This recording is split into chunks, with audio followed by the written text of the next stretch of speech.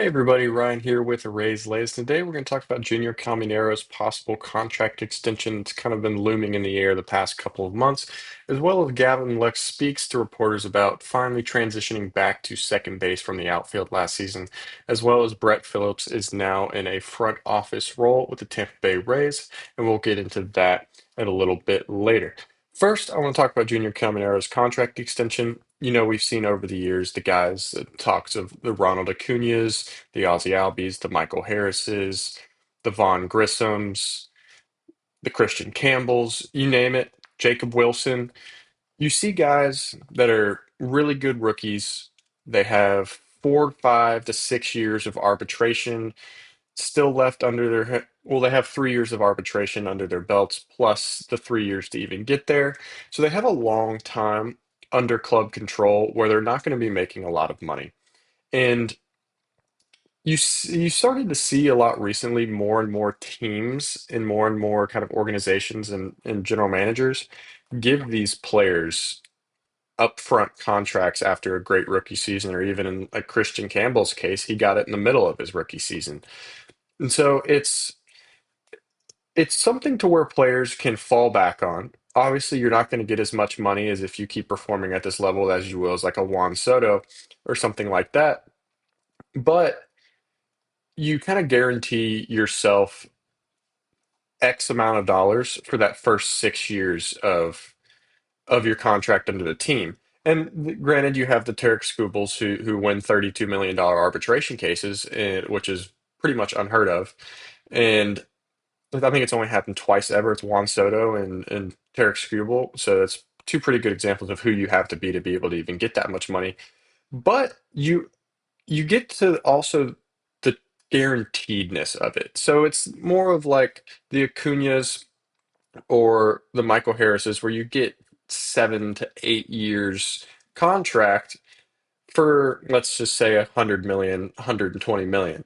It doesn't sound like a lot of money, but in the grand scheme of things, the first 3 years you're getting paid league minimum, and then if you win your arbitration cases, most of the time you're getting paid five. If you're really, really good, maybe 7 to 10 million if you win, and that's only if you keep up the consistency from your rookie season. So it's more of a fallback for these players to accept these deals just because it guarantees you money, regardless if you turn into the worst baseball player ever, or if you continue to perform at a level that you are currently performing at. I think it's just kind of a safety blanket for them to get that guaranteed money, regardless of where they're at in their contract timeline. And so I think it's pretty huge for the Rays to the possibility of exploring this with Caminero, because I think the only way that you're going to be able to keep Junior on your payroll after he's out of club options and the extensions and anything of that nature is to be able to sign him now to a contract that's a little less money than what it would be in 5 years. And I think that the Rays know that, so I think that that's why these talks are kind of looming and kind of becoming more and more brought up throughout the past couple of weeks and months. It's because they know that if we want to keep him in Tampa Bay, you're going to have to pay him now, and it's not going to be as much money as he would get in 6 years per se, but it's guaranteed money that he's starting to get paid now instead of being at where he's at the league minimum range there. But he comes out and he says, I feel like this is my city, Tampa. I love Tampa, but this is not my decision. I control what I control. Just go play, have fun. This decision, talk to my agent and the new owners. Just me control what I control and have fun and play. That's what he comes out and says to reporters this past week, kind of about the contract extension, which is, it's granted, that's what he should say. He's not going to come out and say, "Yeah, they're not offering me a contract extension. I want to sign."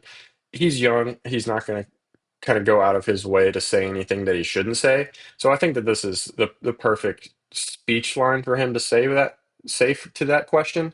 And I think that he knows that it's really not too much up to him. It's up to the to his party, so his agent, his family, and himself, and the Tampa Bay Rays to kind of do that. And I think that just the looming of these questions he's going to keep getting asked.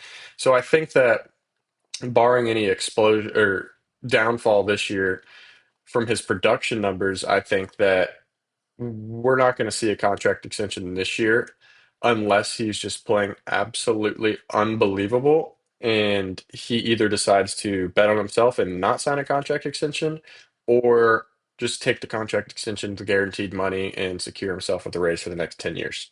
So I think that's what we're going to kind of see coming up here soon in the next year or so. So we'll kind of follow that and follow him and see how he kind of feels this season, and kind of see how he performs and see if that's even really an option for him and for ourselves as well. And the next thing I want to talk about is Gavin Lux. Talks about his move back to second base. He says, last year I played a lot of outfield, which was kind of new to me. So I think getting back on the dirt, when I found out about the trade, I was really excited for that piece of it. I think the most important thing in the spring is getting around everyone and everyone getting comfortable and starting to build that culture. So once the first game of the season starts, we can hit the ground running and go. I think those are experiences that are really important, and you kind of learn how to control your emotions in big games like that. Talking about the Dodgers playoff runs. Playoffs are so much fun to be a part of, and just whatever I can do to help in the clubhouse and in the dugout and on the field to hopefully get us there, that's what I'm looking forward to. So I like what he comes out and says. I think for him, the transition, because believe it or not, where you play defensively kind of does directly correlate matters wise to how you perform at the plate. And I think just being out on the field and being uncomfortable in the outfield, there is a slight transition over to the plate for him.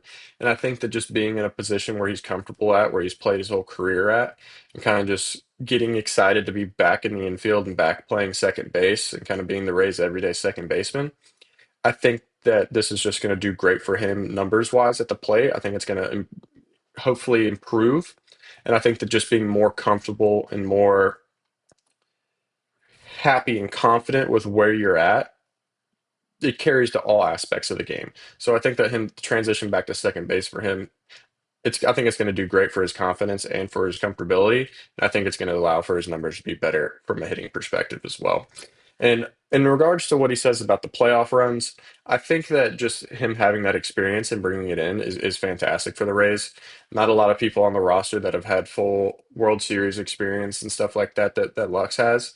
And so I think that just that playoff experience, that nature and the comfortability with the Dodgers and whatever they had over there, I think that whatever clubhouse he goes to, just bringing that feel along with him, it's going to be great for the team. And I think that just having that postseason World Series playoff feel just about himself, kind of he understands the game, understands the pressures of it, understand what happened. I think it's great, and I think that it's going to be able to rub off on some of the younger players as well. Last thing I want to talk about is Brett Phillips back in Tampa Bay. He is in a fan engagement role where he was out at Fan Fest where he was wearing his polo and he's happy. He says, I was like, what's going to give me purpose? And I just kept going back to the Rays fans. Phillips said before taking the stage Saturday afternoon, I had the best moments of my career and quite frankly throughout my childhood, my life as well coming up here. So this just makes sense to come back in a position to bring value. I think that this is a perfect role for him. He's extremely outgoing. He's loved by the fans, and I think that just him being the leader of the fans pretty much in the fan engagement role is great. And I think that he's going to do nothing but bring value to that role and bring value to the Rays organization within that and kind of allow the fans to prosper as the best they can. And I think that with him being so-called figurehead of it, I think it's fantastic. It's a perfect position for him. And just him being around the game of baseball again and being back in Tampa where he loves it, I think it's great for him. And I think it's great for the Rays as well.